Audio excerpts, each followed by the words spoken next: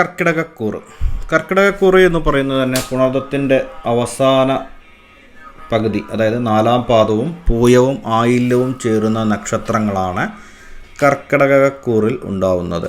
പൊതുവെ പറയുകയാണെങ്കിൽ തന്നെ ഈ കർക്കിടകക്കൂറിൽ പുണർദം, പൂയം, ആയില്യം ഈ ഒരു 3 നക്ഷത്ര ജാതകർക്ക് പൊതുവെ പറയുകയാണെങ്കിൽ വ്യാഴൻ 11-ലും ശനി അഷ്ടമത്തിലും നിൽക്കുന്ന ഒരു കാലഘട്ടമാണ്. സമ്മിശ്രമായൊരു ഫലമാണ്. എങ്കിലും ഇപ്പോൾ ഈ ഒരു കർക്കിടക രാശിയിലേക്ക് ഉച്ചസ്ഥനായിരിക്കുന്ന വ്യാഴനാണ് 11-ാം ഭാവത്തിൽ നിൽക്കുന്നത്. ഇപ്പോൾ പൊതുവെ നമുക്ക് പറയുകയാണെങ്കിൽ ഉദ്ദേശശുദ്ധിയോടു കൂടിയുള്ള പ്രവർത്തന ശൈലി മറ്റുള്ളവർക്ക് മാതൃകാപരമായി തീരുവാനും ഭക്ഷണ ക്രമീകരണങ്ങളിൽ നിഷ്കർഷ വേണ്ടി വരുന്നതുമായ ഒരു സമയമാണ് എന്ന് പറയുന്നു. സമയോചിതമായ ഇടപെടലുകളാൽ അർഹതയുള്ള കാര്യങ്ങൾ സാധ്യമാക്കിയെടുക്കുവാനും സഹായിക്കും എന്നാണ് പറയാം. അനാവശ്യ സംസാരം ഒഴിവാക്കുന്നതും നന്നായിരിക്കും. ക്ഷിപ്രകോപം പല അനിഷ്ടതകളും ഉണ്ടാകുവാൻ ഇടവരുത്തും എന്നുള്ളതും കൂടി പറയുന്നു.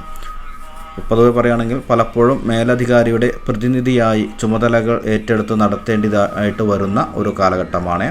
പുതിയ കരാറുകൾ, ജോലിയിൽ സാമ്പത്തിക നേട്ടങ്ങൾ കുറയുവാനുള്ള സാധ്യതകൾ കൂടി എടുത്തു പറയണം.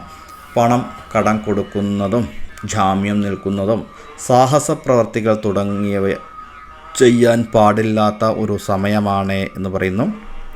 വിദ്യാർത്ഥികൾക്ക് പഠനത്തിൽ കൂടുതൽ ശ്രദ്ധ ചെലുത്തേണ്ടതായ ഒരു സമയമാണ്. ബന്ധുമിത്രാദികൾ മനസ്സിന് ഇഷ്ടപ്പെടാത്ത രീതിയിൽ നമ്മളോട് പ്രവർത്തിക്കുന്നതായിരിക്കും.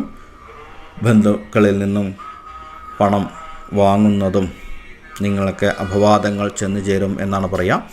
ഉദ്ദേശശുദ്ധി നല്ലതാണെങ്കിലും വാക്കുകളിൽ അബദ്ധം ഉണ്ടാവാതെ സൂക്ഷിക്കേണ്ടതായൊരു സമയമാണ്. തൊഴിൽപരമായ പ്രാരാബ്ധങ്ങളാൽ പലപ്പോഴും കുടുംബ അംഗങ്ങളുടെ കാര്യങ്ങൾ വേണ്ട വിധത്തിൽ ശ്രദ്ധിക്കുവാൻ കഴിയാതെ വരികയും അനാവശ്യമായി അന്യരുടെ കാര്യത്തിൽ ഇടപെടരുത് എന്നും സ്വന്തം ചുമതലകൾ അന്യരെ ഏൽപ്പിക്കരുത് എന്നുമാണ് ഈ നക്ഷത്ര ജാതകരോട് നമ്മൾക്ക് പറയുവാനുള്ളത്. പ്രത്യേകം പൊതുവേ നിങ്ങളുടെ ഈ ഒരു സമയം അഷ്ടമത്തിൽ നിൽക്കുന്ന ശനിയാണെങ്കിൽ കൂടി അത് ദേഹാരിഷ്ടതകൾ കൂടുതലായിട്ടുണ്ടാക്കുന്ന ഒരു കാലഘട്ടമാണ്. ഔഷധ സേവ ചെയ്യുന്നതും ഔഷധ സേവയുടെ ഫലങ്ങൾ നിങ്ങൾക്ക് ലഭിക്കുകയും ചെയ്യുന്ന ഒരു കാലഘട്ടമാണ് എന്ന് പറയുന്നു. കർക്കിടക കൂറുകാർക്ക് തന്നെ പറയുകയാണെങ്കിൽ ദീർഘകാലമായി ആഗ്രഹിക്കുന്ന പല കാര്യങ്ങളും സാധിച്ചെടുക്കാൻ കഴിയുന്ന ഒരു യോഗം കാണുന്നു. സാമ്പത്തിക സ്ഥിതി വർഷം മധ്യത്തിൽ അനുകൂലമാകുവാനുള്ള സാധ്യതകൾ കാണുന്നു. മികച്ച നിക്ഷേപങ്ങൾ നടത്തുന്നതും ഗൃഹനിർമ്മാണ പ്രവർത്തനങ്ങൾ തുടങ്ങിയവയ്ക്കും വളരെ അനുകൂലമായ സമയമാണ്. വിവാഹം മുടങ്ങിയതിനു ശേഷം വീണ്ടും വിവാഹം നടക്കുവാനുള്ള യോഗം കൂടിയും കാണുന്നു. ഗവൺമെൻറ് തലത്തിലും ഉദ്യോഗസ്ഥർക്ക് ഉദ്യോഗവുമായി ബന്ധപ്പെട്ട് നിലനിന്നിരുന്നതായ തടസ്സങ്ങൾ മാറുവാനുള്ള യോഗം കാണുന്നു. ഉദ്ദേശിച്ച വിഷയത്തിന് ഉപരിപഠനത്തിന് ആഗ്രഹിച്ച സ്ഥലങ്ങളിൽ, കോളേജുകളിൽ, സ്കൂളുകളിൽ പ്രവേശനം ലഭിക്കും. ചെറിയ തടസ്സങ്ങളെല്ലാം കാണുന്നുണ്ട്. ബുധനാഴ്ച ദിവസം അവതാര വിഷ്ണു ക്ഷേത്രങ്ങളിൽ പോയി ദർശനം നടത്തി പുഷ്പാഞ്ജലി, നെയ്വിളക്ക്, തുളസിമാല ചെയ്യുന്നതും ദോഷകാഠിന്യത്തെ കുറിച്ച് ആഗ്രഹ സാഫല്യം നിറവേറുന്നതായിരിക്കും. ദീർഘവീക്ഷണത്തോടു കൂടി പദ്ധതികൾ ഏറ്റെടുത്ത് ലക്ഷ്യപ്രാപ്തിയിലെത്തിക്കുവാൻ നിങ്ങൾക്ക് സഹായിക്കും.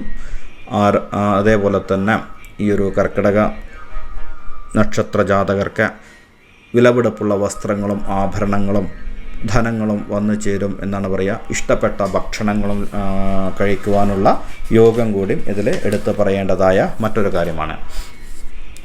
ഗുണാനുഭവങ്ങൾ ഉണ്ടാകുന്ന ഒരു കാലഘട്ടമാണ്. കാർഷിക മേഖലയിലുള്ളവർക്കും വളരെ അനുകൂലമായ സമയമാണ്. ബിസിനസ് കാര്യങ്ങളിലുള്ള ആളുകളൊക്കെ പുതിയ കരാറുകളിലെല്ലാം നിങ്ങൾ ഒപ്പുവെക്കും എന്നുള്ളതാണ് പറയുക.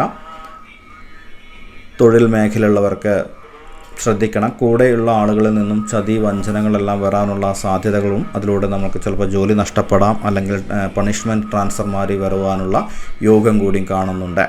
പൊതുവെ നമുക്ക് പറയുന്നത് കാലഘട്ടങ്ങൾ സമ്മിശ്രമായൊരു ഗുണാനുഭവങ്ങളാണ്. അടുത്തുള്ള മുരുകക്ഷേത്രത്തിൽ പോയിട്ട് പാലഭിഷേകം, അതേപോലെ തന്നെ ത്രിമധുരം നിവേദിക്കുന്നതും വളരെ ഗുണം ചെയ്യും എന്നുള്ളതാണ് പറയുക. വ്യാഴാഴ്ച ദിവസങ്ങളിൽ അടുത്തുള്ള വിഷ്ണു ക്ഷേത്ര ദർശനം നടത്തി യഥാശക്തി വഴിപാടുകൾ ചെയ്താൽ വ്യാഴദോഷത്തിനുള്ള ഫലം ലഭിക്കുന്നതായിരിക്കും.